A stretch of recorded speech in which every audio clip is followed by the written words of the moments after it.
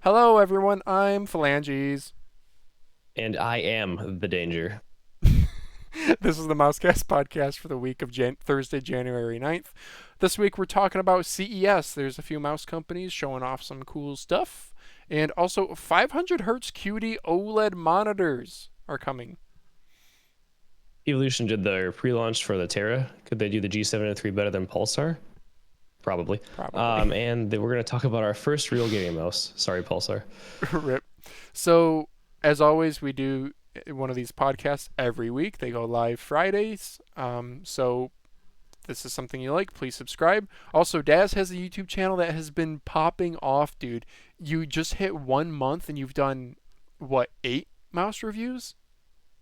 9 mouse reviews and 2 shorts. Yeah. Yeah. Yeah.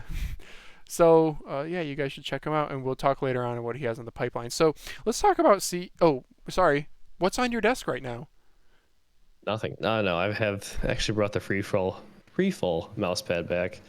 And then I've got the F1 Extreme Leviathan Yeah. with some donuts that the person I bought this from felt the need to not remove the center from. So. Heck yeah. And it's Leviathan, not Leviathan, because it's the Chilean esports team. It's team. I don't know. Yeah. For me, I was using the Daru A950 Air cicada wings. This is crazy lightweight, 34 grams. Um, Darn good mouse, but I keep going back to the ATK X1, dude. So good. And then that's on a GameSense LiDAR spandex pad, kind of like a Lamzu Energon or Artisan Raiden. All right, let's do our first topic.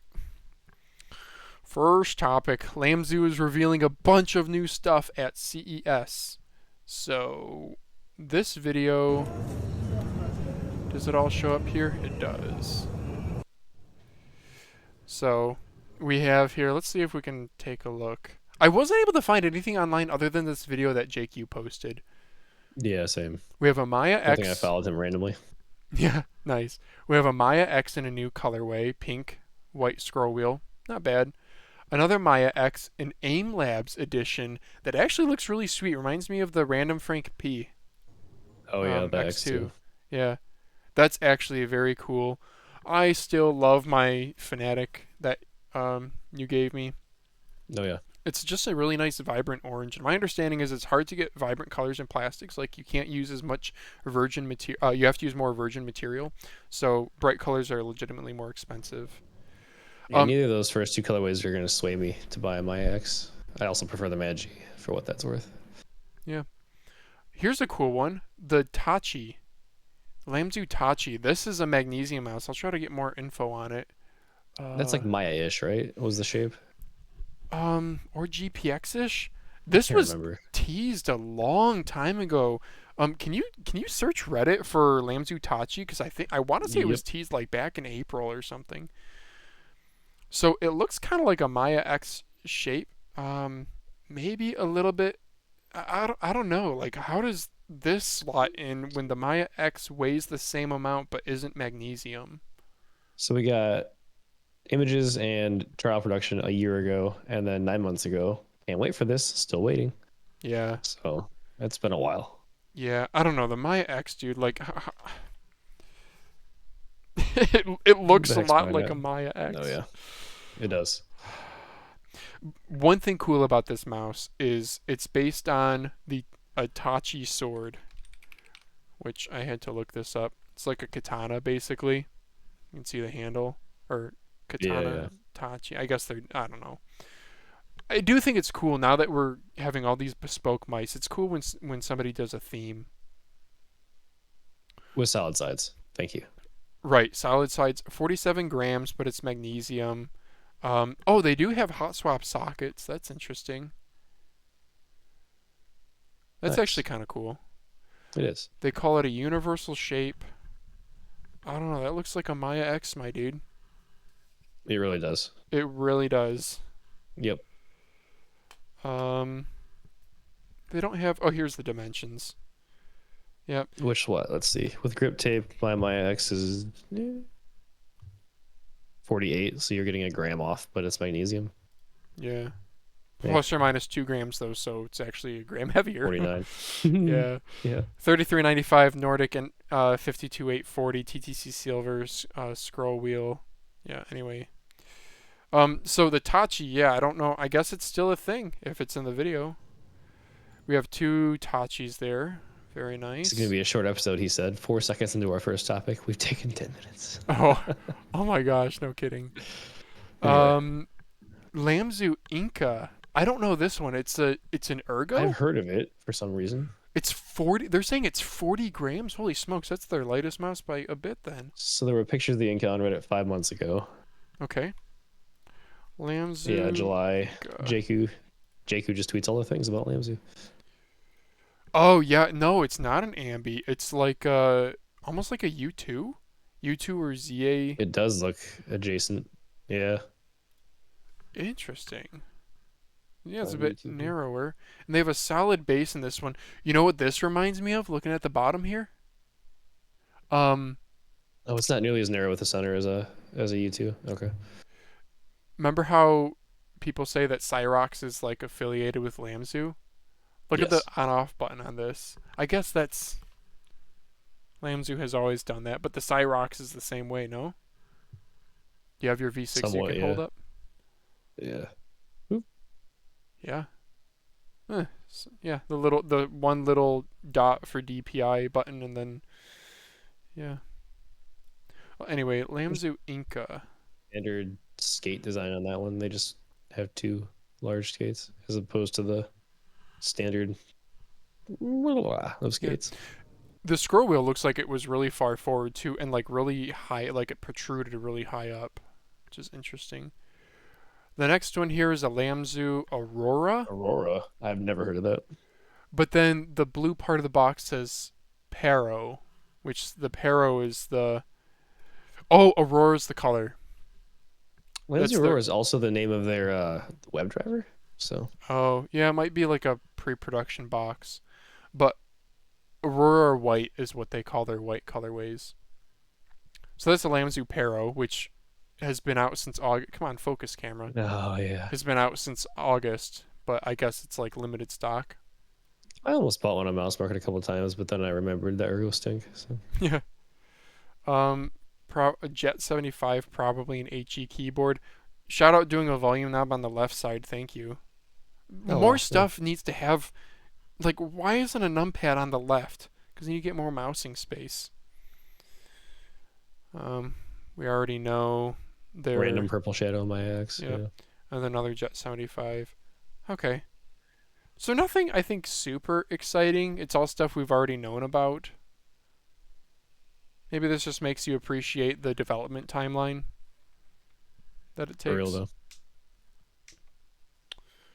though. All right. Do we want to move on to HyperX at CES? A company we thought was dead, as far as mice went, but they Yeah. might still be. Well, I mean, dude, These were all heavy as heck, right? From what I remember. I think so. So HyperX is owned by HP. They have their name on a huge esports arena in Las Vegas. Really? But then I didn't they're know like that. a super irrelevant brand. I don't know. They Um, took over Kingston at one point, right? All the SSDs. I want to say they did. yeah, HyperX was like was like Kingston's gaming sub brand. So I'm trying to go to this picture here. Okay, this is dude these ads, brother. Wait, Okay, they Kingston have. sold HyperX to HP in June 2021. Huh, anyway, Oh, okay. So they have the Saga and Saga Pro mice. Looks like a new shape. The Haste 2 Pro 4K, which is a magnesium Haste. some people do like the haze quite a bit, don't they? I do. I think it's a good shape. It's like a tall. Yeah. I can talk about it The later. grooves look very comforting. They are. It's. I had both a Haste full size, a Haste 1 full size, and a Haste 2 mini that I got as a review unit. The Haste 2 mini, legitimately a very good fingertip shape. It's a lot like a finalmouse small, but with more pronounced comfort grooves. Nice. But performance issues and HP Ingenuity, their software, literally the worst. Like you think that G Hub or Synapse is Versus the bad, Synapse. Wow. dude. Ingenuity will like use like a gig of RAM. It's stupid. Yeah. It is. They have the Haste 2S, which maybe are just different colorways. I do think that's cool, but they gotta fix their performance. And then the Fuse, which looks like a new shape. It's got ridges on the side because it's still not 2024. Oh, it is 2025. So starting off with the Saga, um, the Saga, are these the ones that are using double A's? Maybe not. Okay, well there's a wired version that's 69 grams and a wireless version that's 72 grams. $120, dude. No, Who is the target I don't know. demographic? And it's like a pretty uninspiring mouse. I don't know. Maybe they have better pictures of it here. I don't see anything special. Oh, the Fuse is the one that uses the battery. Yep. 75 grams with a But still battery. weighs a lot. Impressive. It's only 3 grams heavier than the Saga Pro, which is $70 more. So like Um, the Haste 2S and the Haste 2 Pro are the only remotely competitive weights, and they're not really probably for their sizes, yeah. unless they're somehow VEX equality, which I don't think they would be. No. These are both Sagas listed as 650 IPS, so that's a 3395. The Fuse is listed as 300 IPS, that's probably a 3311. Okay, that would have been my guess too. Yeah. Then the Haste 2 Pro, or is that 400 IPS? I don't know. The Haste 2 Pro is 61 grams. I think that's already the Haste 2. $120 for the Haste 2 Pro, still 3395. It does have 4K hertz. Maybe it was just a 4K hertz update. I don't know if the Haste 2 was already 4K. 3311 is 220 APS, so it's something better than that. Really, that's all. Okay. I must figure out what sensor that is.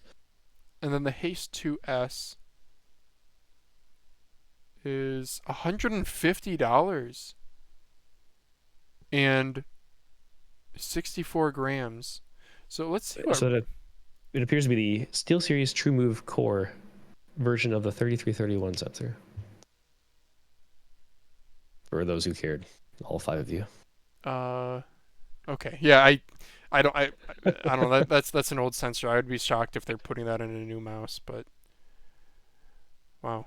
Or mouse guide. So Reddit Sensor. says, how do you make a magnesium version of your mouse heavier? HyperX really exposing themselves as incompetent with that one.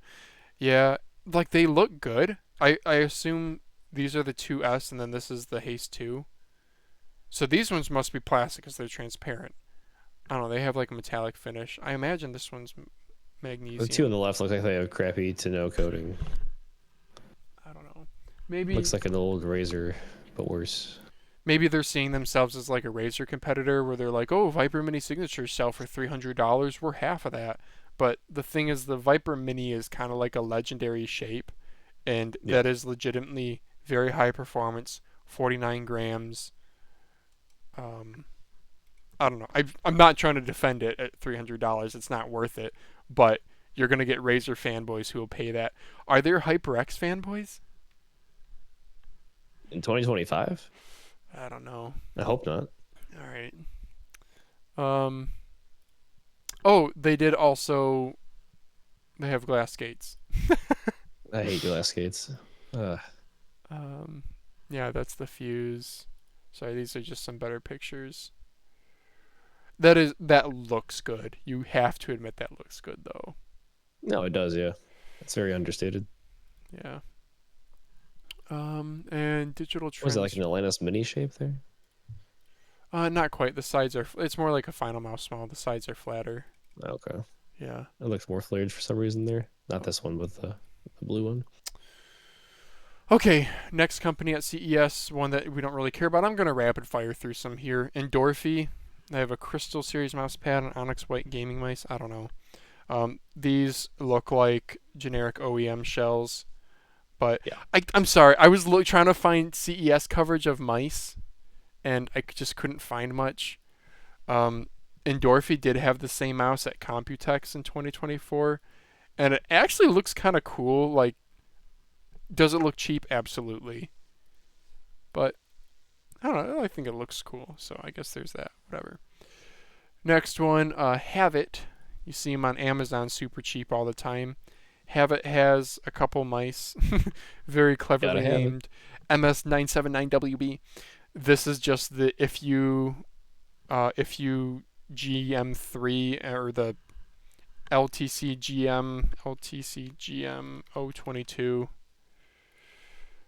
It's just another generic shell that they've rebadged with this cringe break the rules thing.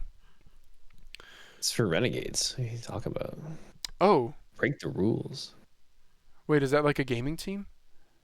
What? No, I'm just BS. Oh, no, it is literally that cringe. Okay. Uh, um. Renegades does sound like a crappy esports team, Well, doesn't no, it? I think it is a Renegades Esports. I'm pretty Is it a sure crappy it's esports team? yeah. No, I've seen this Oh, before. Yeah. Yeah. no, Yeah. look at me. I'm too well versed in the scene. Yeah. You boomer. Location: Detroit, Michigan. Wow. So CES Razer's there. They don't have anything for mice.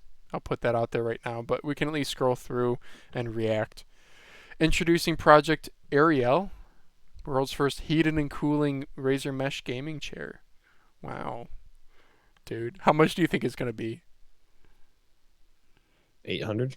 800? Oh, I don't even think. I think they're trying to break into like the super premium, like Herman Miller steel case. I- Uh, I'm gonna oh guess. man. I'm gonna guess like 12.99. Ooh, we'll see. Introducing Project Ava, the ultimate AI esports coach. I have no idea about this, but the functions include esports coaching in real time. Gamers can master the meta with real time pro insights driven by data from Razer's top coaches. All knowing AI game guide. Tackle the toughest puzzles, bosses, quests. Um, you scours knowledge bases and I guess pops that up somehow. You can optimize setups with a single click to like boost PC performance and frame rates and stuff. Okay, and then seamless, versatile AI interface. Ava is intuitive for gamers.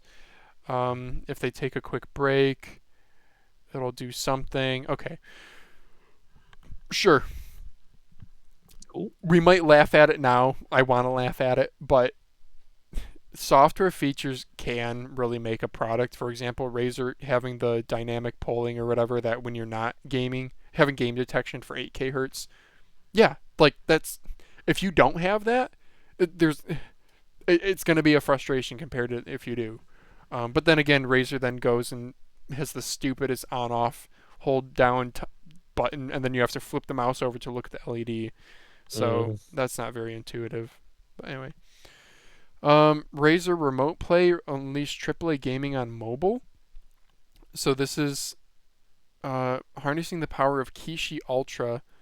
Is this a handheld, or this is just intru- unsure. seamless integration This works is with for like a Razer? phone, I think. Okay, They just have like a controller attachment. It looks okay, like yeah. I know they've done those before, but Steam Deck, y'all. yeah, no kidding. And then Razer Blade 16 slimmer, smarter, sharper. I did watch the Nvidia keynote. Yeah, Blackwell is looking very impressive for laptops. Um, I'm assuming that this is overpriced gamer brand, but still a solid laptop. It is. It's like a MacBook. It's like an all aluminum chassis. I had an old one way back when I was wheeling and dealing on Craigslist. Great keyboard, good display. Again, it's like Apple. They don't put garbage hardware in, so you're getting a premium device, but then you will pay an extra 20% in a Razer tax over just getting similar specs and some gigabyte MSI. Yep. 240 hertz OLED. Yeah. Although that's nothing. Like there's apparently like 360 hertz all day long gaming laptops. I'm Really? shocked. OLED Oh, too? Oh I wow. don't know about OLED, but I do know a lot of OLED screens. The smaller ones are just have caught on with high refresh rates. Hmm. It's surprising. They have the Razer monitor stand Chroma. Oh Hell dear lord. yeah. Hell yeah, dude. I need this. $200. $200 US. I could walk out in my garage and nail some wood together. Oh man. I could use the stand that comes with my monitor. I Or I know. could set $200 on fire. Dude, $200. If it was like a really nice VESA arm with built-in RGB or something, then okay. Because VESA arms, once you go to VESA, it's hard to go back. Yeah. But Do you want a Viper V3 Pro or a monitor stand? yeah, yeah, I'll pass on that. Um, what else? Razer Hyper Boost, which is a laptop cooling pad. Laptop cooling Neato. pad. Oh man, is it 2008? I know. I was so excited to get one as a kid. I know. Then they're just total e-waste. Razer Bring all our handheld flash drives out. dock Chroma. So it's a charging dock for I don't even care. Oh, you want to talk about not caring? Razer Ether light bars. Oh my gosh, what Oh, am this I, is like a plus 20% view boost to your YouTube videos, right? This is what I'm missing. dude? I've never understood light bars. One of my friends have them, and I was making fun of him for it, and he's like, "Oh, it's cool." And he's like a bachelor in an apartment, so I was like, "Okay, that makes sense why you got that." But any, I There don't was no know. sensible woman to give you advice on it. Yeah, It's that just like makes a sense. very consumerist thing. They're not That's whatever. what this entire, that's what Razer is in this entire like presentation. Yeah, then again, I guess you're right. Um, I mean, we're a mouse podcast, so what do we I need? know, right? Razer Iskar V2X. Um, There was a V1. I don't know. $300 though. If that's like a good gaming chair, it doesn't look that great though. I don't know. I've never been big into gaming chairs. My chair is from a um, local office supply store, like liquidation. You know, when an office closes and they sell all their desks and chairs and furniture. I have a hot ignition for what it's worth. It's fine. It was $300. Yep, Han Ignition. Oh, HON. HON. Yeah, mine's It's a in the Han. tier of is a chair, but is not a Yeah, Herman Miller. yeah, yeah. Mine's an HO or Han, whatever. Hun, Oh, because there's nice. like a little umlaut line Sub thing. Hun.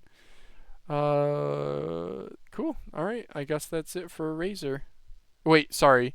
Introducing the Razer immersive ecosystem. Sensa, Oh baby. THX, spatial audio. Yeah. Okay. Here's a question. Have you ever used any like spatial audio software or anything for gaming? Nope. Okay. I did Should play. I? No, I played a. No. If you have a good headset, I don't think so. I did play Okay. around with one a long time ago, and it did it make footsteps like more audible? Yes, but it also made a lot of other things really echoey. So it kind of made it sound like you're like walking around Teenage Mutant Ninja Turtle style in the sewers beneath a city, and everything kind of clanks and echoes and Like um drips. Okay. Yeah. yeah, and I remember the gunshots. Treble was like super piercingly sharp, so like gunshots were just making my ears bleed. So I stopped. That's fair. Okay, next thing is here's what I can talk a little bit about. Um, QD-OLEDs are coming. See, yeah, gaming monitors have evolved. Samsung 500 hertz. So as you guys know, QD-OLED is a Samsung panel. OLED panels are made by either LG or Samsung. LG has WOLED, where there's a red, green, blue subpixel, but also a white one. That's why it's WOLED. And then Samsung has QD-OLED, quantum dot, and those are just RGB subpixels, but they're arranged like triangularly. They're kind of weird. So I have a WOLED because I think it's superior. QD OLED apparently is supposed to be better against burn-in, but they have problems with text fringing because the pixels are not rectangles, they're triangles, so you get like weird outlines to white text that will be like magenta or green and stuff. Anyway, so if you're cool with text fringing, which bothered the heck out of me, um, Mm-hmm. but if you're cool with it, then you can now get 500 hertz OLEDs. Well, coming soon. Do they have anything on when these are actually releasing? See if you can Google that. I'm gonna walk the audience through. So Samsung has these 500 hertz OLEDs. Again, they make the panels. So I believe let's just try seeing who is coming out with some. So Samsung has the Odyssey G6, sorry, G60 SF. I believe the SD is a 360 hertz. It's a 27 inch. I should have said that earlier. I believe. Let's try OLED. I believe there are Samsung. I could have sworn I saw Gigabyte. Yeah, here's Aorus Gigabyte coming out with some. Samsung has it. MSI has it. So there you go. Three companies coming out with all using the same Samsung panel. It's just 2025. That's all it says. Okay, thank you very much. So yeah, we'll see. I'm going to talk later on. I'm currently on a 480 hertz WOLED and LG panel. So there's the Sony M10 InZone M10s. It's like $1,100. There's the LG 27GX790, which is what I have, and then there's the ASUS whatever. All the same panel, 480 hertz WOLED. I definitely would get this over the 500 hertz QD-OLED. I'll talk more about that later. So you guys should check out if you're gonna upgrade to a monitor. I'm a big believer in spend a good amount of money on a monitor because your monitor will often outlast your computer. Um, I don't know, Daz. Yes, How long have you had your 100%. monitor for? Well, I bought this one like 6 months ago. But the one in my last 3 years, and I had two side 1080p monitors for like 7 years. So Yep. main monitor usually like 2 to 3 years at least, if not longer. Yeah, if not longer. And again, it's the thing that you look at. Like, I don't know, a monitor upgrade will totally change your computing experience because it's not just like a faster boot time with an SSD. It's not just I don't know. It's literally the thing that you interface with the most. So, all right. For those who are like you can't see beyond this, you absolutely can. Like 500 hertz, 480 hertz. Oh my gosh, I wish I could show you guys the UFO ghosting test on my monitor. It's just unreal with OLED and 480 hertz. I was gonna say, which of those do you think plays a bigger role, or is it like the combination? Um, let's just jump into it. So we'll jump into my slots here. So this is the monitor that I have. So OLED has like an instant pixel response time. So if we go to UFO ghosting test, ghosting is something that, if you're not familiar, it's this website. You can watch this UFO and on different color backgrounds. Sometimes you'll have ghosting where there's like smearing going behind. Or if you have a like overdriven display, you'll have inverse ghosting where the pixels ahead of the moving object start to change too. So it's basically ghosting is smearing. The pixels, the liquid crystals are trying to change, but they take too long to change. It looks really bad if you've ever used like a device in really cold weather. Yeah. OLED has like no ghosting whatsoever. It's incredible.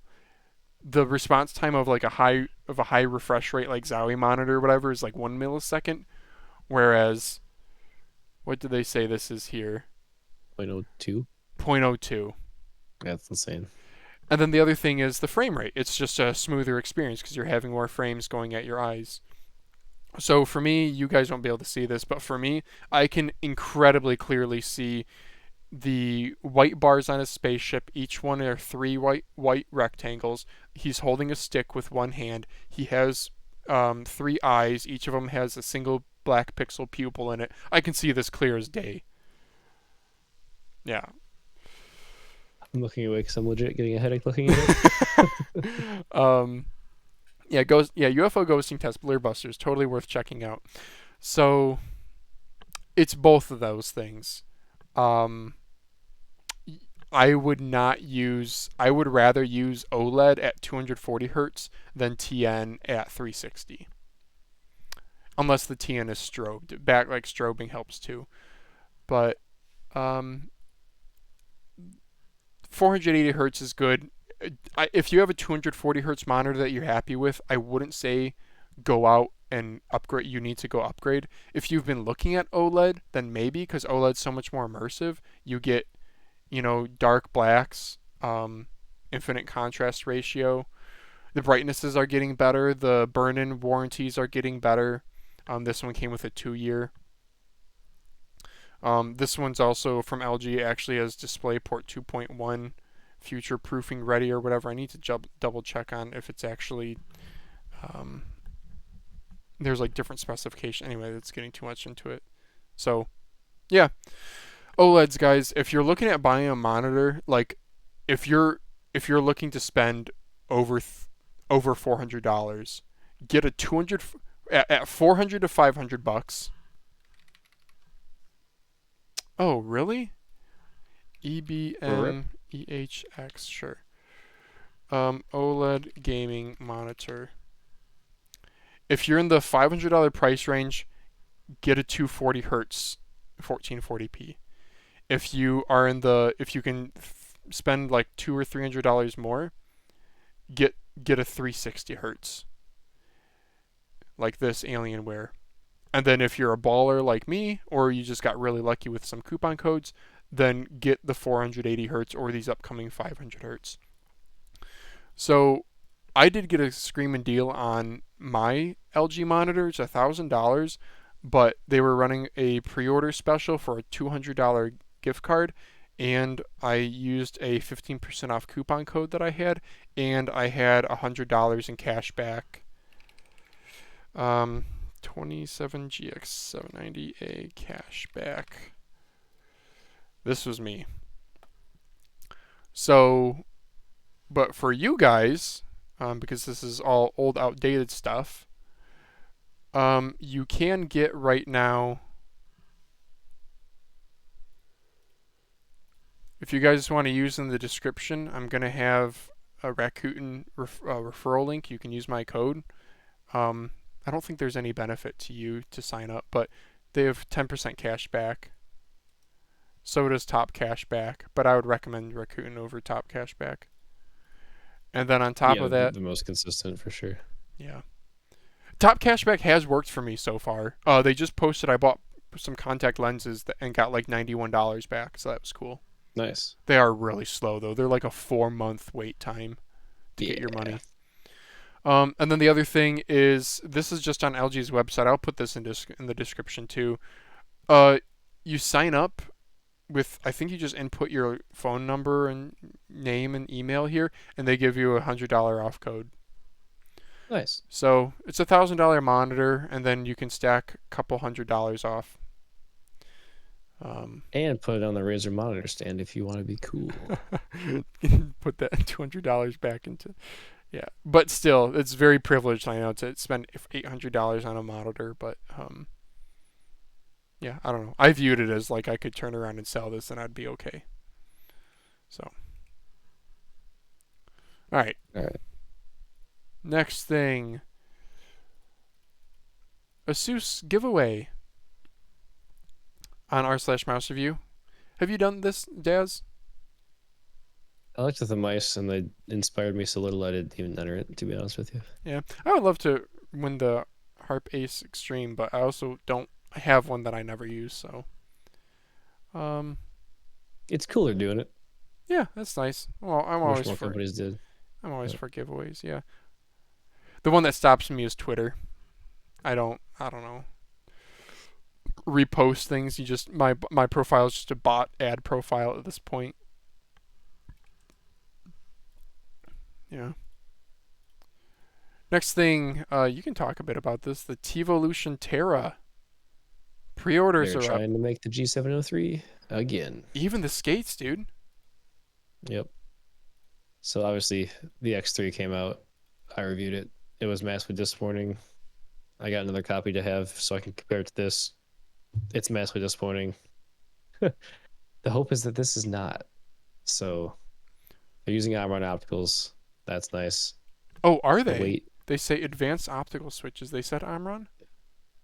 I've seen in multiple posts that it was stated to be Omrons. So Okay. I've not actually seen it myself on like the listing, but so my X3 is 53 grams, so this is, I mean, give or take, it's gonna be 51 probably. But Yeah. They're using PCB to Teevolution, support the shell. You can see with the little yeah, fingers here. not a problem that Pulsar had was the shell integrity, but this appears to be a little more true to shape potentially. Yeah. Um, Nice comfort grooves. that lid that just looks like an X3 to me, but actually, Yeah. They don't have that's the a point. stupid gap behind the scroll wheel. A monster gap. 3950. Yeah. The I also did dongle. get the X3 because it is a comfortable shape. For as much as I gave the mouse crap, I don't mind Hmm, like daily driving it, but that's good. Yeah, I mean the that's quality leaves a lot to be desired. the dongle here is functional. That's kind of cool. You can have it show. Looks like it's customizable, or oh, you can probably switch between these two screens. Sure. Um, tri-mode connectivity, so it has Bluetooth. They're okay. Here's their switches. These do look like Omron opticals based on the pinouts here. You have the 4 little pins and then the 2 other ones. These must be Omron opticals. Fully tactile field. They offer top of the line FE advanced optical switches with a lifetime of 100 million clicks. That looks like Omron opticals, dude. Nice. Yeah, Honeycomb skates. This is a little controversial. it is Hmm. They're ultra saying, smooth. yeah, ultra Honeycomb. smooth, enhanced stability, precision glide. Well, when I think of these, I think of mouse skates hexagon. See if I can find them. There were some I got from Vine that I reviewed that were just utterly stupid. Hexagon mouse skates, where mm, they actually had a pattern to them, like grip tape. They had like the grip tape pattern on them, and Ooh, they looked incredibly scratchy, and that's exactly how they felt on the pad. So I don't know. These look a little bit more like teardroppy. I still don't know why yeah, you would do that. I don't know. it's a definite choice. If you're going for a control skate, I guess that might slow things down. I don't know. It must be an expensive manufacturing process because they can't just skive it. That's a fair Um, point too. Yeah, yeah, 70 hours of battery life, so not a ton of battery life. They're going with a smaller battery. that that back button looks fat. He's so fat. Yeah, I'll I take. love that. Oh yeah, there we go. The the thumbnail for the video. I'll just take this picture and I'll enlarge the thumb buttons even bigger. And then just put PHAT fat. Yeah. Oh man. All right. So you People will had. be interested. I'll be interested, and I pre-ordered this for the $2 down price. So Do you get that back once it like include off your purchase price? it's like 25 bucks off that price if you pre-order. It's like $79 instead of like 100. I think Oh, it's not cheap. it is not cheap. Because Fantech is kind of a like budget brand. Like their most expensive mouse would probably be like $80, right? I think Teevolution the S2 is Pro S was 80 for me. Yeah. yeah. Teevolution for you guys who don't know is like a sub brand of Fantech. I don't know. They're affiliated somehow. Hmm. Okay. Anything else you want to say on this? No, I'm good. Next up is the Vaxi NP01s V2. The website actually loaded for me this time. The Vaxi e-commerce. Oh, Rip headset users. yep, sorry. So, asymmetrical shape, it's what we all know and love. Really nice dark blue colorway. They talk about they move the sensor position, looks like new skates. Lighter weight is the main thing. I watched Boardsy's video, I think you did too, but I did. I'm gonna quick Teevolution Terra update here. So the non 8K is 80, and the 8K is 105 regular. You can pre-order them for 60 and 80, respectively. okay. Anyway, back to the NP01s V2. There you go, 56 grams. That's pretty good. I think they shaved 10 or 11 grams off of the MPOS one. So Yeah. I thought this was going to be the mouse for me. I Yeah. almost bought an MPO 4K on Mouse Market today because that might be the mouse for me. But this mouse is too short for me, and this is obviously the same shape, so it's still too short for me. Yeah, Borgi was saying something about it feeling smaller in the hand. He like stand the heck out of the MP01s like V1, and even he was like, yeah, I don't know, it felt good back then, and then he determined that the lighter weight made it feel not as that just made it change the hand feel for some reason. Maybe you do have to grip it more harder probably if it's a heavier mouse. Yeah, Hmm. Yeah, it looks so like he new couldn't hold a skates. consistent grip over like a long period of time. Yeah. I Well, think the shape did change slightly, but I do think it's Vaxi does a great job with their videos though. They're no BS. They're well scripted. They talk about they're technical nerds. You can tell. I mean, the oh way yeah, they're showing the millimeters here for the sensor position. Yeah, good an interesting pictures. change, moving it further from the thumb. But I'm not super interested. not sure if I'd feel it. Oh, this mouse? No. Yeah, I'm gonna pass.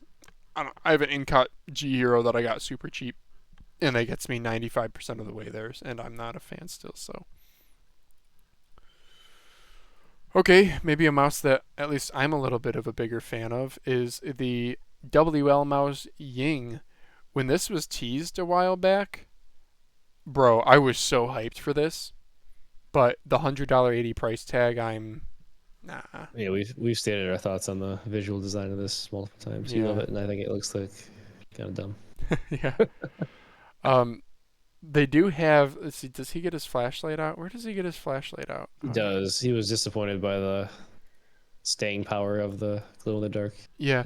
Well, it's like it's reactive. It's not. I don't think it's supposed to be glow in the dark. I think it's just when you go to a bowling alley and you're wearing white and the black light makes. I thought it's just like it's not. I don't know. I could be wrong though. If And it's it's. reactive, I don't know what the point is. I know like who's sitting around with like a black light around their Yeah. gaming computer. I think very few people. Um, but I do appreciate them trying something different. I also know the reactive is more money. Going on AliExpress, I don't know how much more money, but it was one of the more premium colors. The other colors look fantastic though. It looks better with the light on it. I'll give you that. It looks cool in that case, but without the light, it looks kind of meh. He compares it to a OP1 4K quite heavily, but he says it's maybe slightly larger. It's how I would talk about the M-Chose M7 versus the U2, just a little bit bigger in every way. This might be an amazing shape for me. I'm just not Yeah. paying the price. It does look kind of. It does look a bit. Does it look a bit It's a longer? little taller, a little. It is ever so slightly longer. Thank you, AWADAP, for the amazing camera work there. Yeah. A little bit wider. Yeah. A little bit more, but I don't know. I'm not gonna buy one. There were some on AliExpress for $100, and I think those really just like mispriced. I was tempted, but even at $100, I'm not interested enough. I don't know. yeah, I mean, you can get the end game gear competitively priced option for so much less. Yeah.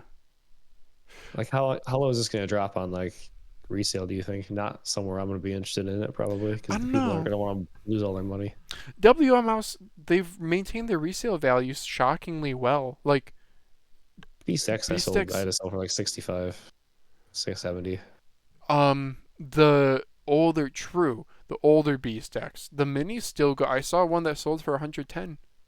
Yeah, the Max also maintaining value pretty well too.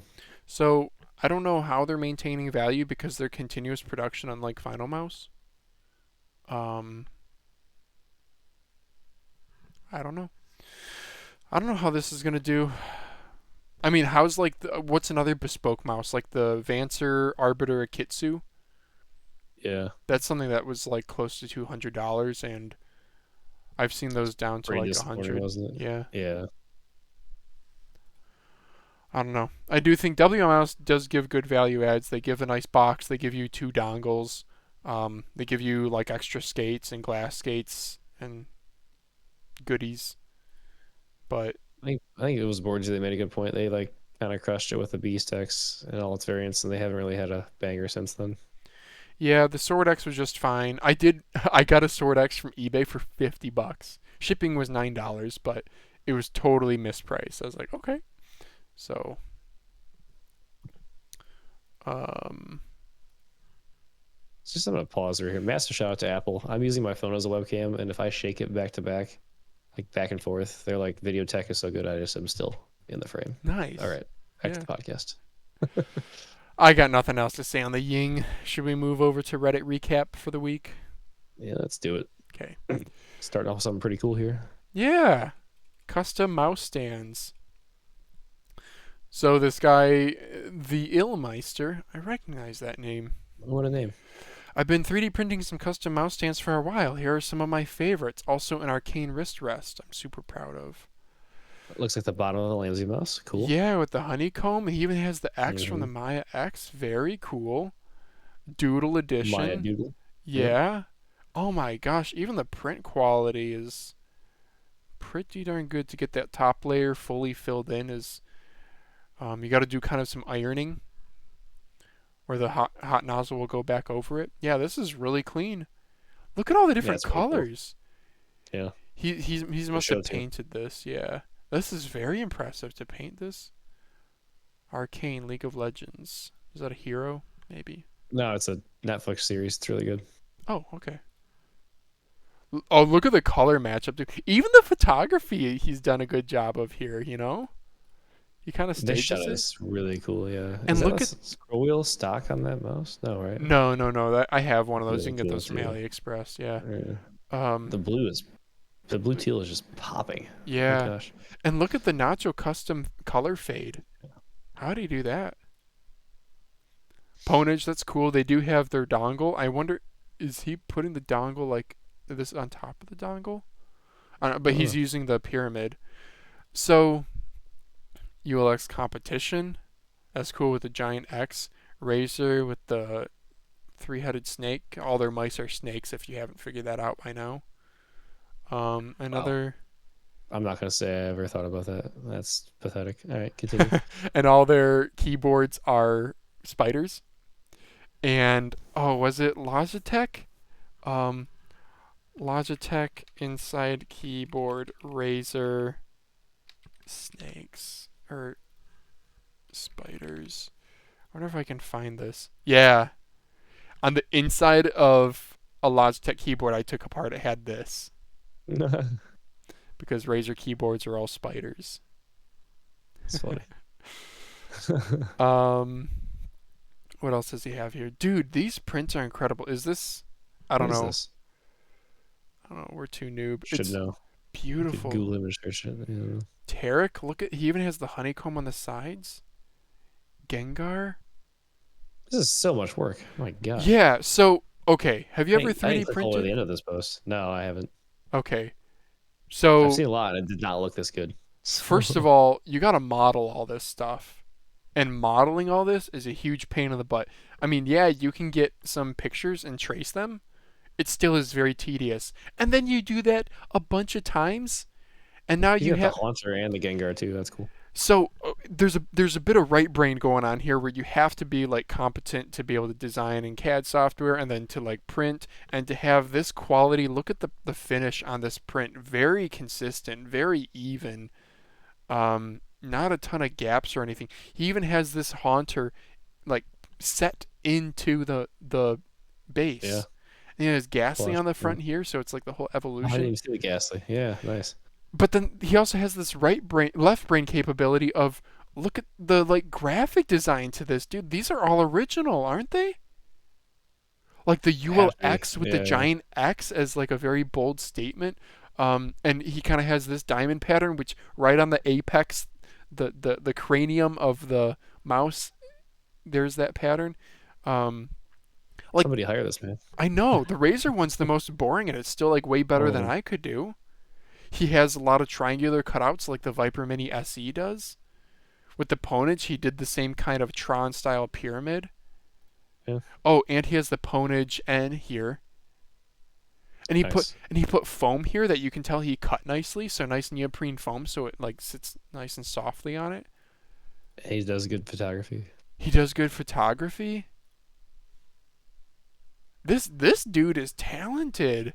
And it's not just one, like, look at this cool thing I've done. It's like, oh, I've been doing this for a while. Here's some of my favorites. Are you going to be selling them? I've sent out plenty, but stuck to doing them through DMs for now. The Illmeister on socials, Ill Creations on X. Yeah, that sounds familiar. Hopefully have a website with other easier options available soon. Dude, if you were to ask me to do one of these, if you gave me the file to print this, I would like not charge you any less than like $50 because Yeah. the amount of time it takes to print all these different, you can only print in one color unless you have a really fancy printer. He obviously has a multicolor one, but even then you have problems where like you'll get boogers of different colors mixing in with one another, so you really have to have things dialed in. And then he's gone through and painted some of these too, which takes time. Like this is probably painted. Or he just does all, holy crap, these are each individual colors maybe that he has printed, but he's It used looks like it. They're all pieced together, yeah. a metallic filament for some of them. So you give some like sheen to it. Dude, the like level of graphic design even. Like, look at this. Look at how many colors he's had to individually print. You have to unload the filament and reload it. Which It's is a passion literally project. each time to do it, it's like 10 minutes. Well, maybe not 10 minutes. Maybe like 5 minutes once it's heated up, but still. Just incredible, dude. Kudos. Go buy this good stuff. Let's see if we can let's see if we can find Ill Creations on. Nah, X stinks. It's gonna block you, make you log in or something. Okay. Oh, it actually Oh, loaded. it actually loaded. Okay. Yeah. He's got affiliate codes. He's got affiliate codes. He has a stand for the orbital. And he even has little spots for the Oh, man. modules. So he must have worked with orbital for this to get the CAD files and whatnot. Akitsu. Man, he hasn't even. This dude's insane. He's giving them away. Yeah. Here's maybe some lower cost stands, but still very cool. He still does the iridescent. Maybe that's the filament he has. Or he's like Put your spray attack shark painting. on that. Yeah, right? The attack shark. R3. He yeeted his mouse. That was funny. All right, let's move on. A more disheartening experience. This is one that you added to the doc. Gaming Mice 101. Helpful guide This is / from resource. Rivian's. So when I first saw this, I was like, that's really cool. He's trying to help with the community. Like, if I had seen this before I knew anything about mice, there's like some good information here. And then, yeah, we can take a look at the guide here. Just kind of goes over some basic features of the mice. But then this took a turn for the worse. I think he had one misinformation piece about DPI and IPS, and Reddit decided that was unacceptable and decided to try and blow this to bits. He did admit the mistake, corrected it, commented about it, and I think that we should just maybe not crap on people who are trying to do nice things for the community.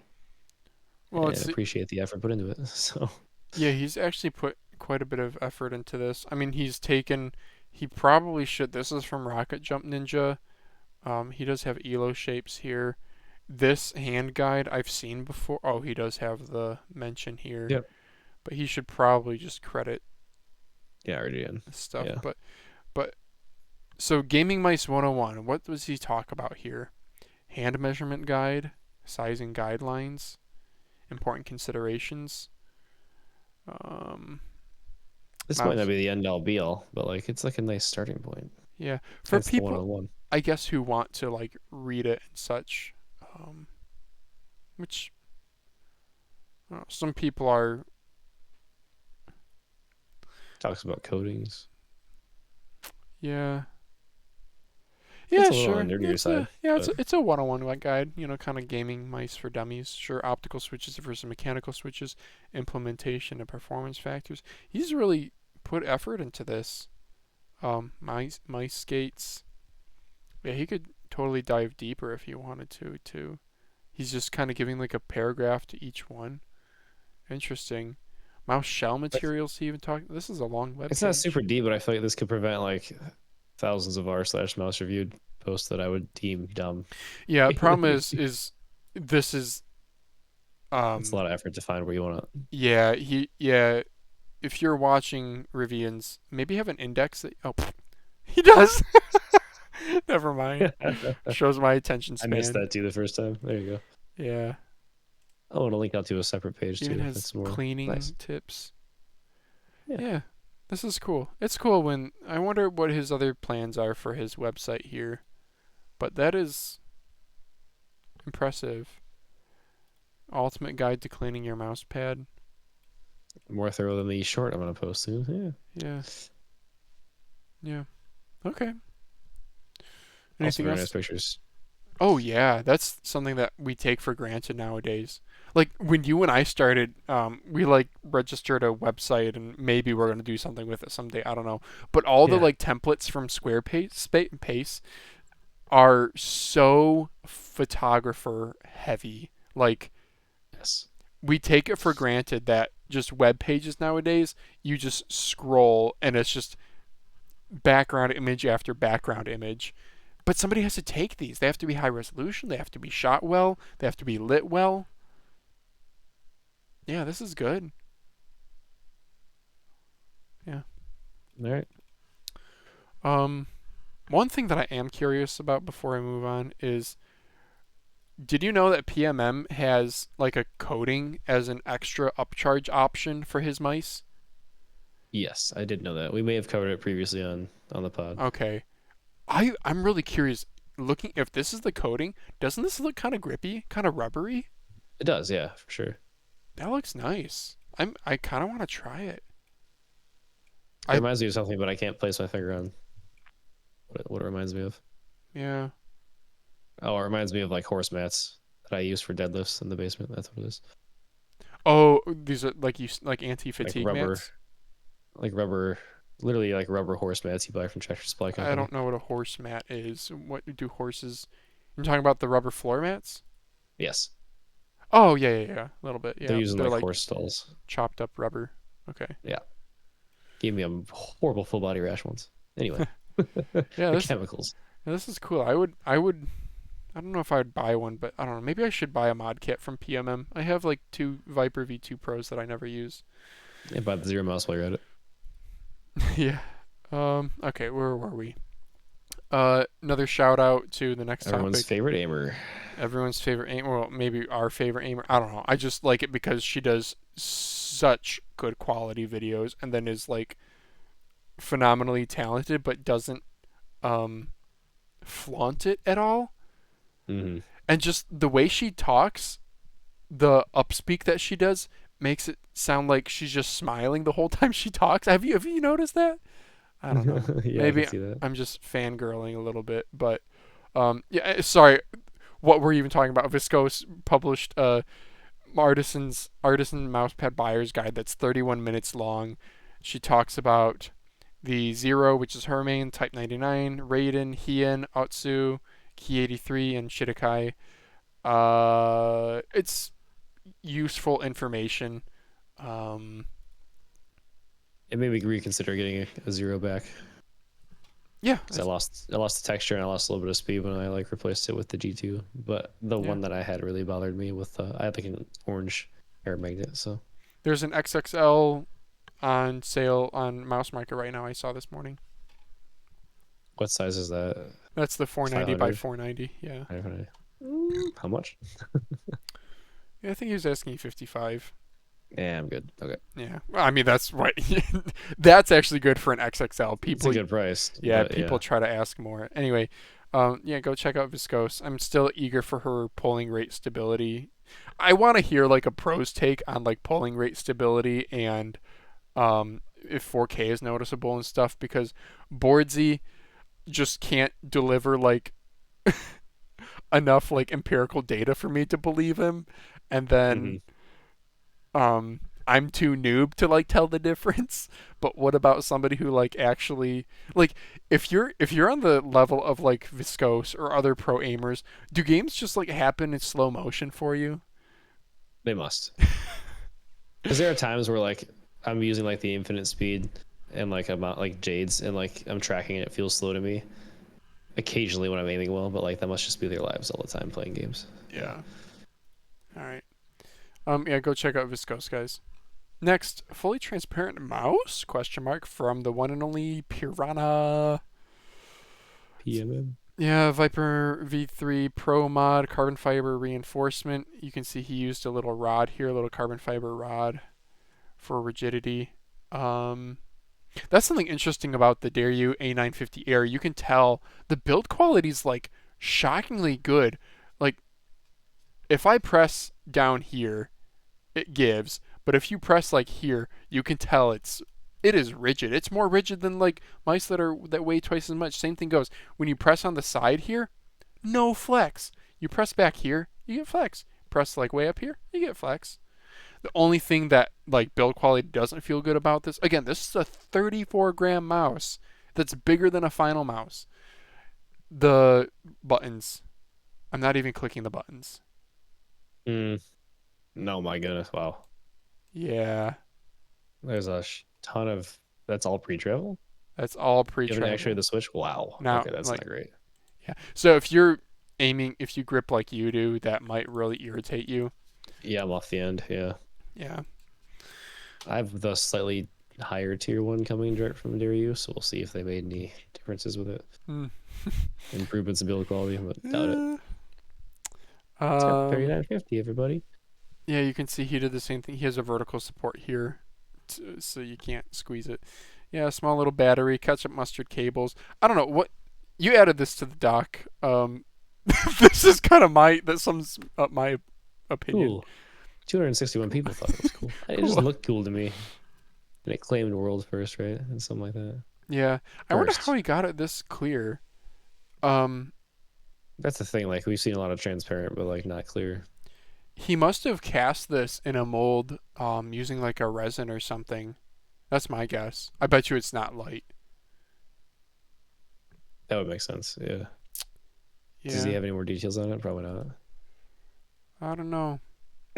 He does like to do this though. He'll throw an idea out there. Dude, shout out to PMM. He's definitely an innovator. He'll throw something out there and because he's experimenting. Like you kind of gotta have to experiment for 40 grams. future product. It weighs around 40 grams, you said. Whoa. Right there. Under the. Yeah. Oh. SLA printed with clear resin. Resin has a larger density in contrast to the usual MJF prints, which is the main factor for the rather high weight. Yeah, I forgot. I want to say resin polymer density. I don't know. Yeah, it's going to be like you put it in water and it's going to sink rather than float. Okay. The resin alone, that is, not the hollow mouse, but yeah, that's impressive. What I don't understand is still 3D printed, it's still layer by layer. I don't know how this is so transparent. I don't know if he did maybe some sanding or polishing afterward to get rid of all the layer lines. Or there's like ABS smoothing, ABS vapor smoothing. Or you can use, to get rid of all the layer lines, you use acetone or another solvent, and you just use the vapors, and it'll melt the outside enough to make it shiny and polished. It's like Yoda Buddha. That's interesting. Yeah.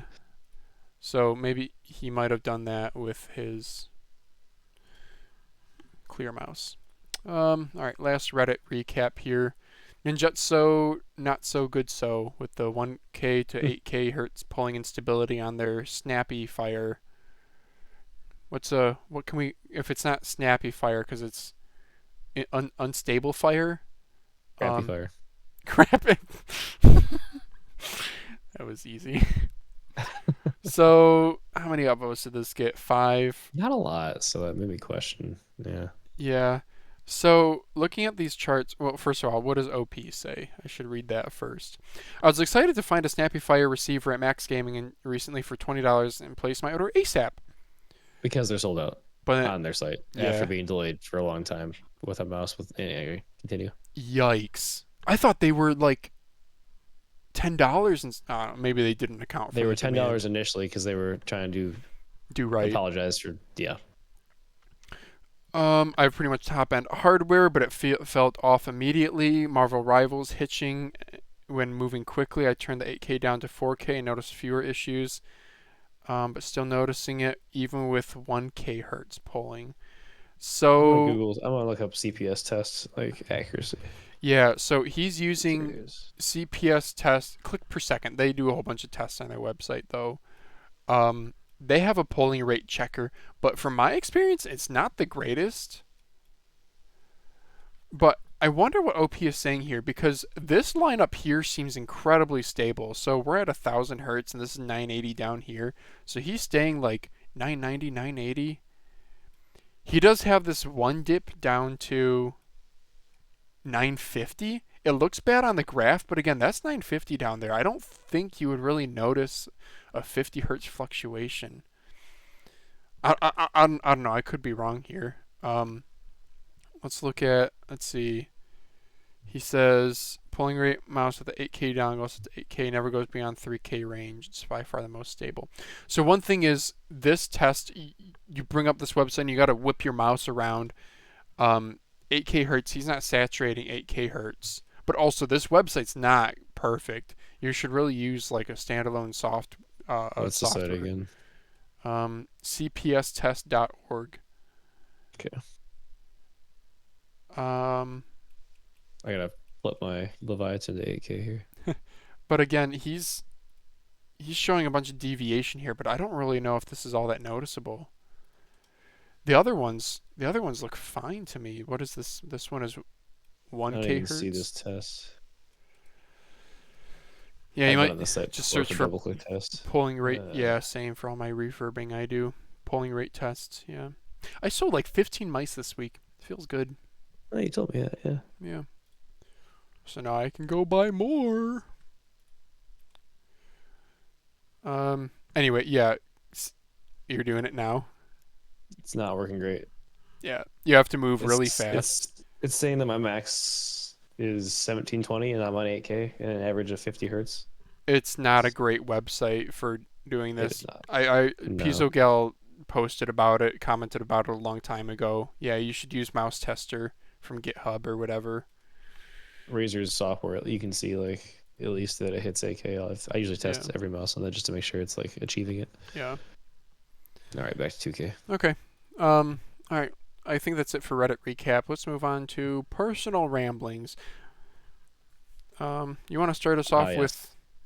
with speaking of refurbished mice though, if you've noticed my arm this whole podcast, I've been resting it on a stack of 6 Logitech mice that I refurbed. It's actually quite comfy. Okay, so All what's up with your YouTube? So this week was interesting. I somehow have a voice right now, but my whole family's got like a cold, so I couldn't record any full-length videos. So I've been recording a couple shorts. Did one on the X3 QC being terrible. Did one just on the Skyrox V6 unboxing. Cross-post them to TikTok, which is interesting. The Skyrox got like 200 views on TikTok, and for some reason I uploaded the X3 to TikTok, and I didn't like the thumbnail. You can't change it once you upload, so I deleted it. And I think I broke my account because that video got 6 views after the Skyrox got 160. So I think it's like probably an anti-bot algorithm that I triggered by doing that. The quick delete upload on a brand new account. But anyway, let's see. We're up to 129 subs, which is super cool. The one short I posted to do 600 views, but it's got like a sub 50% click rate, which I think is terrible for a short. But pipeline-wise, next review is going to be the Skyrox V6 that I got in.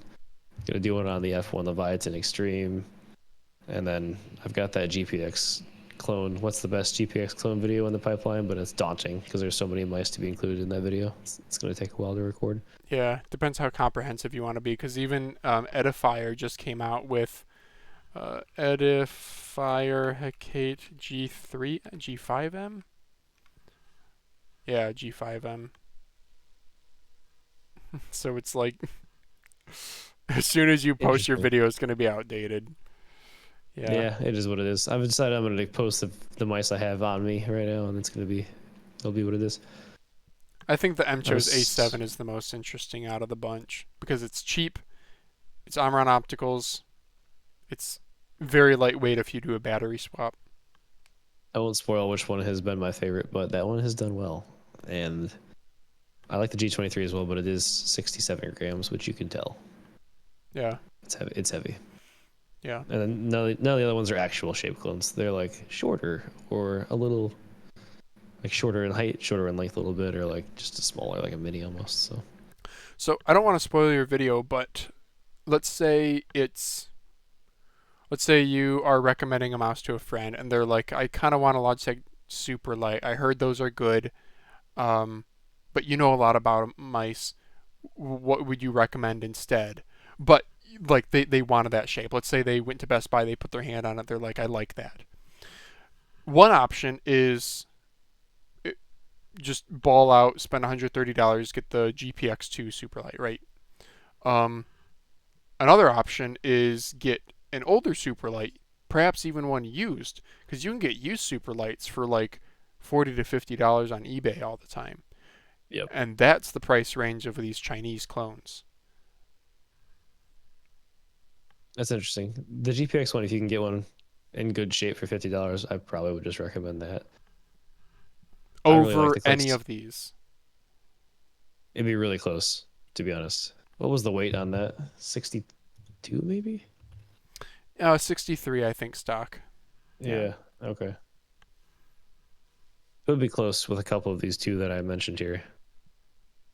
The less, I mean, like, so there's lower barrier to entry if you just buy like the M shows or the G23. Specifically, the G23 is on Amazon, so it's gonna get there really quickly. You have to locate a unit that you trust and hope is a good used unit if you're going for the used GPX one. Yeah. This And- friend doesn't need 8K either, for sure. So they're gonna go with the $50 5% off one. Yep. Yeah. I have got the orange here, but That's a good point. It does come in more colors, so some people are big on matching their setup, especially with super light mice omitting RGB. and if this person isn't into mice but they like to tinker, hot swappable switches is cool. You get like 5 different switches to try with this. Very true. If they don't want to tinker as much, maybe the M shows, because you just get the on-run opticals. They're reliable. They're not going to double click. Yep. So Yeah. There's something to be said too about Logitech G Hub. It's just simple for people to understand. it gets crap, but yeah, It it's gets true. crap, M but shows software is a nightmare to find. yeah. It's like an all Chinese site. You have to enter a password, and then like you spam through some Chinese characters to install it. And, yeah. And we forget too just how many people are keyboard enthusiasts and how like hot swapping switches has become such a thing over there. I feel like that would be really appealing to somebody from that community would look at a mouse and, oh, I didn't know that was an option. Heck yeah, that's a feature I must have. Personally, I don't know anyone who like, oh, it's a new month, time to put in my Echo Panda linear switches for the month, you know. Right. It's more just like, to me, the value add in hot swappable keyboard switches is you can take them out, lube them, stick them back in without having to do 400 desoldering joints where you know you're going to mess up like 2 of them. Yeah. Fair enough. Okay. A couple of YouTube highlights I had my top ice video go over 2K views, and then the channel went over 10K. So that's fun. What if I just search your name? I get your YouTube 120 plus followers with your AI generated. I saw another guy who had a who had a banner that you could tell was use the same algorithms. Yeah. I have no skill in that area, so here we are. I don't even think I don't know if you saw this. I went back and changed all my thumbnails to be what I thought were better. Wait, wasn't there one that made me I laugh? got rid of the smiley face on the X6. Yeah. What happened the to emoji. the baby stroll? Yeah, you did change them all. Look at that. You're doing the same font for all of them. Color matching too is kind of cool. Yeah. Except for the budget showdown, I swapped and put some swords in there. But yeah, I wanted people to like recognize like this is a thumbnail from me. So Yeah, very nice. Yeah, we're cheap, very nice. so we make them on Adobe Express and we screenshot our work and put them on here for free. Wait, what Express? What? Adobe Express free version.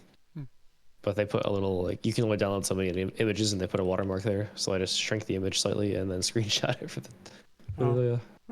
thumbnail. I use PowerPoint for my thumbnails. Yeah. Now it's easy because I just go to my old thumbnail, delete image, insert image, retype text. Thumbnails are like 3 minutes. Yeah. I feel bad. I got really rambly with my 480 hertz monitor thing. I guess I don't really have succinct thoughts. Go to Yeah, come on, your finger bones. Be quiet. I know. Go to your local Best Buy and look at one on display or Micro Center if you can, because it's not going to make you a better player. I think I actually posted my thoughts in my Discord. Maybe I should just read that. I don't want to end on this. I want to end on our last topic. We got 2 more topics. We have 2 more? First, real gaming mouse, and then Oh, okay. Well, yeah, let me just go through. So let me just summarize.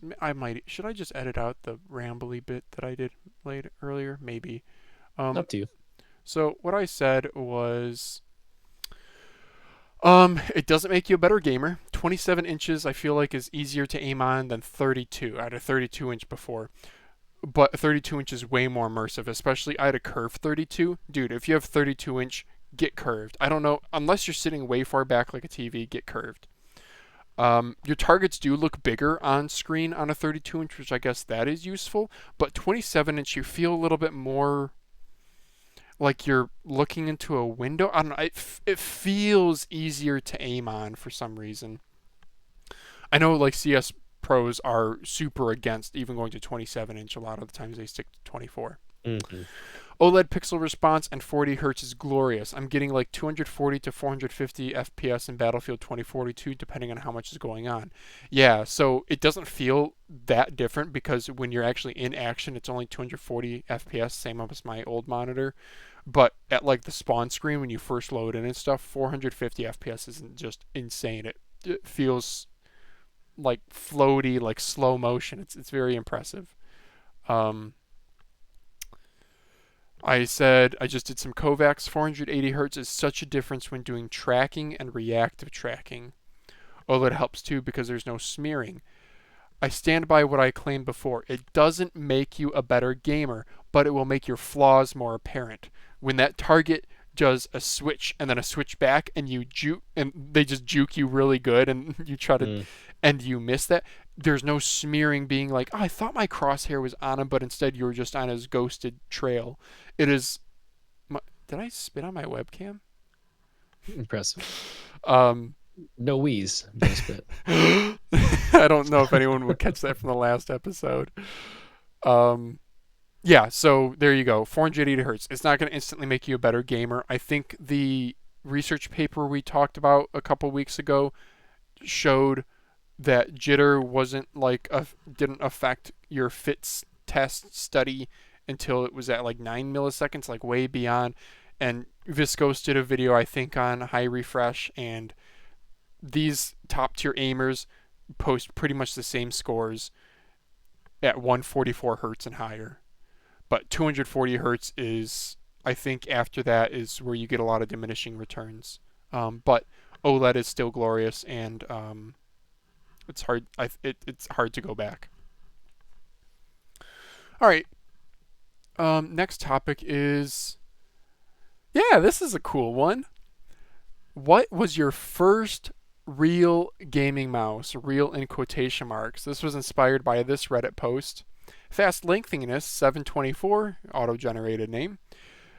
For $100, he got an LGG LA1, LGG Neptune Non-Pro, and a Mad 60 HE keyboard for $100. What a solid setup! Rapid trigger keyboard, lightweight mouse, some build quality issues, but it'll get you there, and a good pad, a good speed pad. I could main this and perform at 95% of my maximum. Right. Yeah, for $100. So, well done. So there you go. Going back to your recommending a mouse to a friend, if they have say I have $100, I was going to get the GPX Superlight. What do you think? If they're not super tied to like Logitech G Hub because they're in the RGB ecosystem of Logitech, this is a much better deal. We're in kind of a golden age right now. So what was yours? What do we got for comments? Yeah, solid picks. Static. Yeah. I don't know if nobody's responding to what they said. LA1 is underrated. I agree. It still is. I want to see the LA one too. It's a good shape. It still is. The build quality is not. It's a 2023 mouse and it shows, but we're so privileged to talk about that. I don't know. If I could put Omron Opticals in one, I'd probably buy one. Well, it's super discounted, right? Because the whole fiasco with the side flex and the manufacturer not giving them what they asked for. Yeah. Yeah, nobody chimed in with what their first was, but I guess he wasn't asking, so I guess I'll ask. Um, you want me to go first? Nah, I can go first. I think I was a soft junior in high school, and I bought like this crappy $100 Razer combo that had like Razer Naga Trinity, a super crappy chiclet keyboard that I was super stoked about, and like a dumb wrist rest, I want to say it was. But yeah, So the Naga Trinity. I was playing a lot of WoW, so the Naga Yeah, is the WoW mouse of choice. It's the only side piece I ever used here was the 12 button. the 12 button. Yep, that was. This is what I played FPS with for some time. So I was still mostly on console at that point, though. It's a comfy mouse. I can see why you like the G703 shape. It's very comfy. Yeah. So this mouse has a little bit of a ring finger rest. There we go. It's got a fat one. Yeah, I like that a It's lot, a very actually. wide feeling mouse. The sides are bulbous. Um, yeah, I finished refurbing maybe 3 months ago, 4 months ago. I refurbed. I think like I refurbed a ton of these. I want to say like 25 units or something. I refurbed a ton. You want another? Because I got like still 5 more that I could piece together. Nah, I've got the very new version of it as my if I go back to MMO mouse. Razer I did used a the Corsair Skip Scimitar at one point. scimitar. Yep. It was okay. Yeah, the Naga's I think one of the better MMO mice. It is. The The Scimitar actually has so you can move the side buttons back and forth, and mine got jammed. yeah, That really triggered me. Corsair scimitar. And then when I Yeah. finally unstuck them, I smashed my finger in that little hole thing. Oh yeah. I pinched it. Yeah. I've always thought the There's like a aesthetic. Logitech G604, Logitech G600 is like the gangster OG Hmm. MMO mouse, and you can't buy them anymore because they don't make them. I don't think. Yeah, they go for pretty good on eBay. The white Yep. ones especially too, if you got one of those. But the black ones, these go. I couldn't believe my eyes. They go for like $60 to $70 if you have one in in good condition. If you have the Yep. box, you'll end up selling it for here he's asking that much. I have 3 on the desk behind me that I'm got a refurb. I'll probably end up selling them cheaper, like $40 $50 just to move them, and because I got to replace the cable on 2 of them. But yeah, solid mouse. This is interesting thing about this. The ring finger rest here is also a button, so you have 3 main buttons. Yeah. Now it makes lifting the mouse kind of difficult because these are also like very light Omrons, mechanical Omrons. Yeah. Um, Yes. the side tilt scroll All wheel MMO is mice are nice. tanks. Yeah.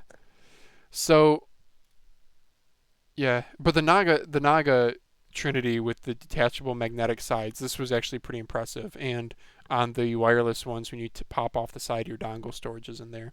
The magnets work It's cool. well. Um, yeah, and Had like the 6 button MOBA geared side, and then the standard 2 buttons. Yeah. yep, I just sold a few more this week, or I think I sold one wireless one and one wired. Yep. So my first gaming mouse. Oh, do you know like your first pad or maybe first keyboard? You I mentioned can. the chiclet My keyboard. first competitive FPS mouse was a Model D minus wired. Solid. Let me correct that. I bought the Model O, Model O minus, Model D minus, all from Amazon, and then returned the ones I didn't like. It was Oh, glossy white. Actually, you might have it. I have it. Yeah. Yeah, So I've been meaning to play with it. Yeah, I have it. yeah. A lot of hours on this, huh? Oh yeah. Yeah, the skates are pretty worn. That's good. It's usually the telltale sign of how used a mouse is. Okay. Do you know keyboard or pad at all? Um, not chiclet good keyboard was like a 2012 Razer Black Widow with the Razer green switches. So that's the the part. That's the chiclet keyboard you're looking at right there. That came in that like pack at the top left. That's the crappy keyboard I had. Yeah. I thought it was so cool, and then my friends who had mechanical keyboards were like, "What is this trash?" But the Black Widow is what I bought when I realized that was trash. Yep. Okay. The stuff that like Towley was pushing on his WoW streams in 2012, and it wasn't bad. Do you know your Mouse first pad, pad? Yeah. HyperX Fury S, desk size, Yeah. These are black. That's the one. Yep. These are a unique surface, right? I've never used one, but it's not just a standard cloth pad, right? Or is it? It might be. I don't know. I had my mom sell it in a garage sale a couple months ago. I'm not gonna lie. I just Oh offloaded some yeah. stuff. She threw it out there. I know they have this unique like texturing on the bottom. Yep. It it's slower for sure. Yeah. Okay. Get the job done. So my first mouse, I remember I was really into a game called Combat Arms in high school. I was Oh, actually bad arms. yeah, I was actually pretty good at it too. Um, Oh. this is definitely what got me into FPS gaming. But my first peripherals were, I remember, I remember I was like starting to play this more, and I was, you start out with just some garbage office mouse because I was in like eighth or ninth grade at this point. I was using whatever was around the house. I went to Best Buy and I got a Logitech G500 laser mouse. This I don't want to say this is my first mouse technically though. I got this. I was humming and hawing in the store. There was the Mm. G700 and the G500. The G700 totally different mouse. I ended up getting the G500 because it was cheaper. It was wired, not wireless. Brought it home, super comfy. Played with it for a little bit, and then I was like, you know, I'm going to be doing this for a while. I really want wireless. I went back to the store and got the G700, which is super not like me. One, to spend more money on something, and two, to go and return something when, again, I had to get my mom to drive me. So my first mouse was a Logitech G700, and I mained this thing till the side grips here. These look rubberized. They're not. It's like a thick coating of plastic, but it's super Mm. textured plastic. It's actually pretty comfy. Yeah, I like wore down to like shiny black on the sides. Um, the buttons all worked. I believe at one point, one of the buttons started double clicking, so I replaced it. Yeah, I absolutely love this mouse. I sold it to a friend, to an ultimate frisbee buddy for like $20, and I regret it because I wish I just kept it just to put it on a wall or something. Looks Um, comfy. yeah, it Minus the still buttons is. stabbing your hand potentially. It Those still side is. buttons are interesting. Well, the side buttons are actually not that. They protrude a lot, but your thumb's below them, so the Ah, protrusion's actually quite nice for identifying. Yeah, yeah, yeah. I used each one of the four side buttons too. The front buttons, okay, I guess I can't control shift. Oh, duh. G700 Logitech bottom. One thing that was weird about it, the sensor position, super far forward. Holy Lord. It was also crazy having to remember this is before wireless mice was good. This was probably around like 2010 ish.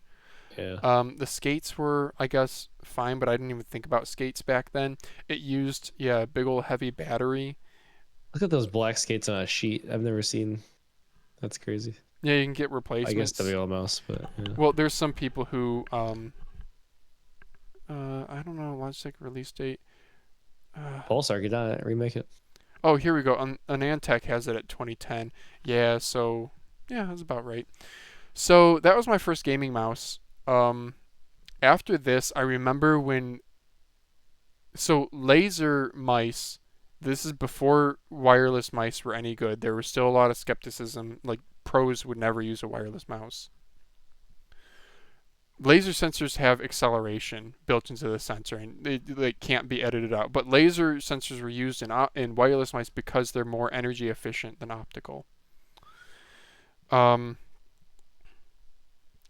I went to the store at Best Buy again, and when the G502 was brand new, this was 2013. I remember when it was released, it was a big deal because the first time the PMW 3366 was out, the first sensor that was truly marketed as like zero smoothing, zero acceleration. It was an optical sensor, and this was kind of the sort of breakthrough in mice sensors.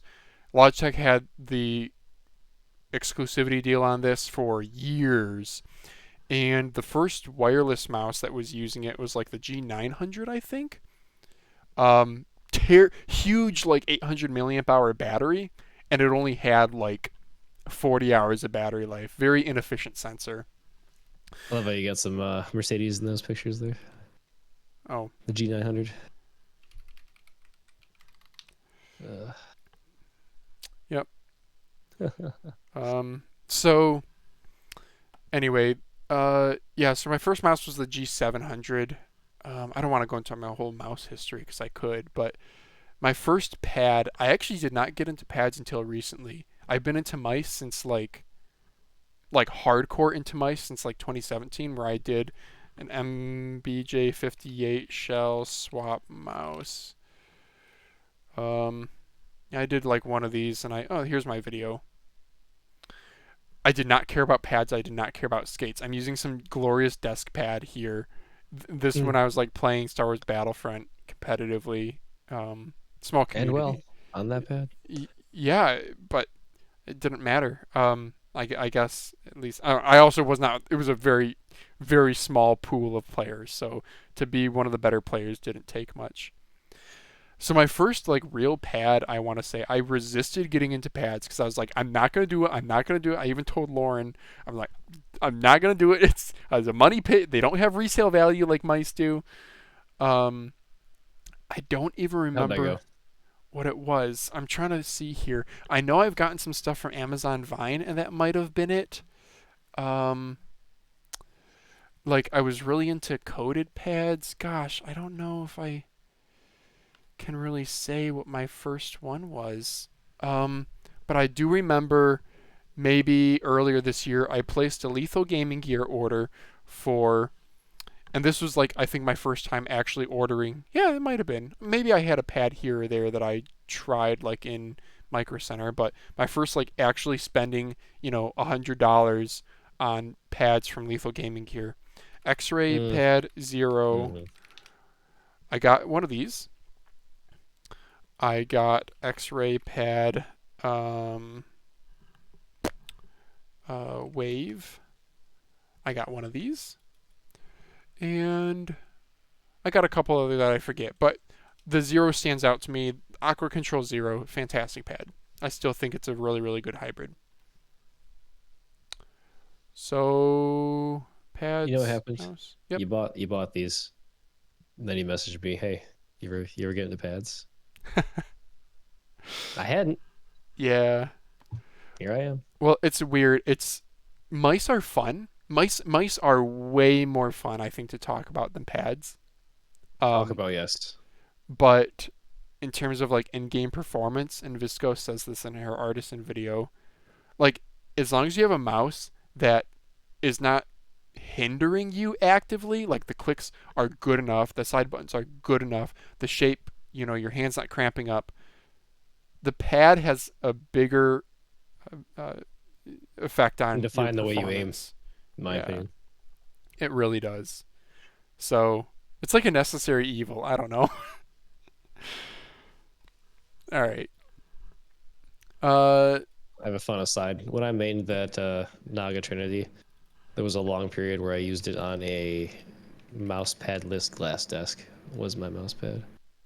So I guess I tried glass pads before they were cool. it tracked on a glass desk, huh? It did, yeah. Yeah. Wow.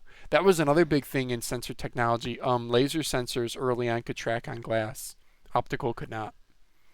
Yeah, I would put a mouse occasionally on there that I got randomly that was cheap and just would do nothing. And I was like, Yeah, it oh, wouldn't work. Yeah. big rip. Yeah, isn't that cool?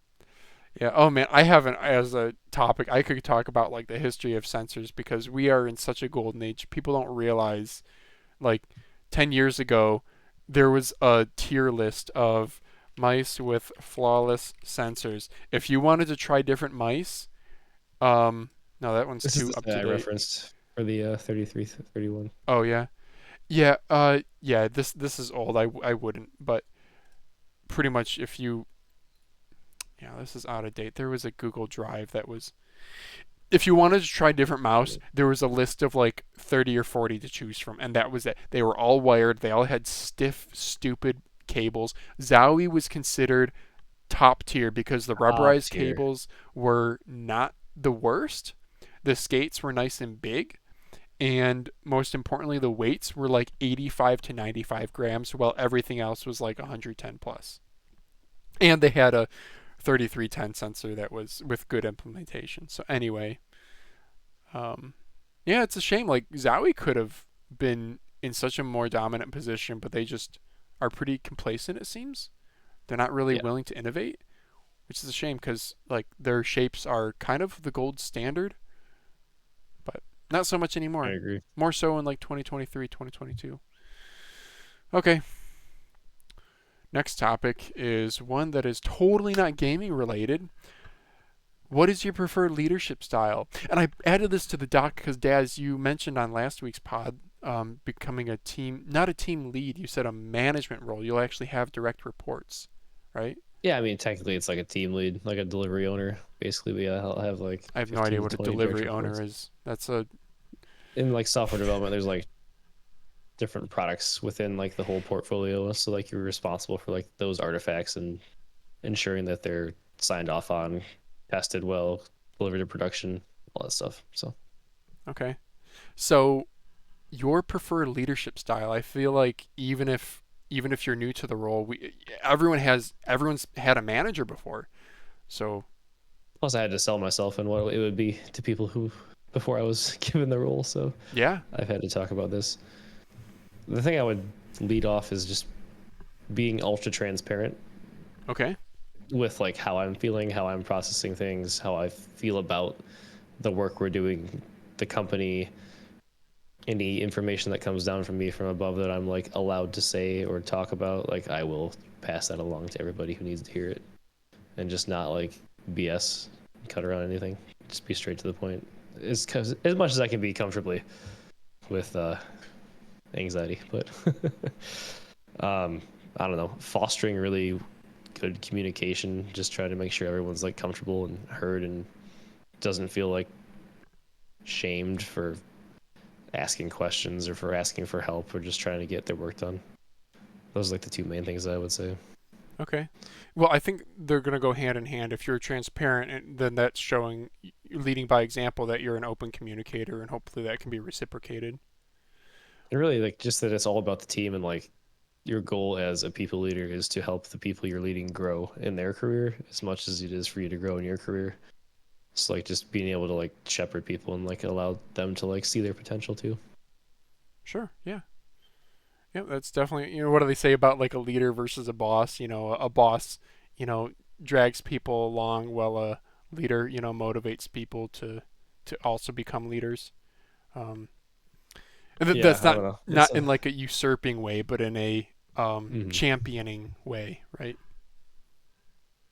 It's like a lofty goal, but like I guess if I had a goal as a people leader, it would be to like have people reference me as like their favorite boss they've had in other conversations, just by not being like a dick, just like trying to help them any way I can. But we'll see if they find my brand of crappy dad humor funny or not. I think transparency can be a bit of a double-edged sword, though. I think it's one of those things that's easier said than done. When you get into a management role, there's going to be things that you can't say, or there's going to be things that you want to say, but you can't, not because of like corporate policy or because you don't want to offend somebody, but because maybe you know that this person um, is famous for extending the work to the amount of time you give them. So you have to give them a tighter timeline on something, because if you give them the honest truth of the real timeline, they're going to wait till the night before to do it. Just like when we're in high school and procrastinating on winter break, we're not going to write that paper till the night before, even though we could have on the first day of break.